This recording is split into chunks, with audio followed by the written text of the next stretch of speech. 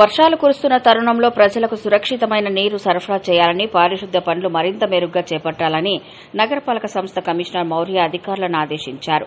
వర్షాల వలన నీరు నిలిచిన లక్ష్మీపురం, నారాయణపురం తదితర ప్రాంతాలను ఇంజనీరింగ్, హెల్త్, టౌన్ ప్లానింగ్ అధికారులతో కలిసి శుక్రవారం పరిశీలించారు. ఈ సందర్భంగా కమిషనర్ మాట్లాడుతూ, వర్షాలు కురుస్తున్న నేపథ్యంలో మనం సరఫరా చేసే నీరు, వర్షపు నీరు కలవకుండా తగు జాగ్రత్తలు తీసుకుని ప్రజలకు సురక్షితమైన నీరు సరఫరా చేయాలని ఇంజనీరింగ్ అధికారులను ఆదేశించారు. వర్షపు నీరు రోడ్లపైకి రాకుండా మురుగునీటి కాలువల్లో చెత్త ఎప్పటికప్పుడు తొలగించాలని చెప్పారు.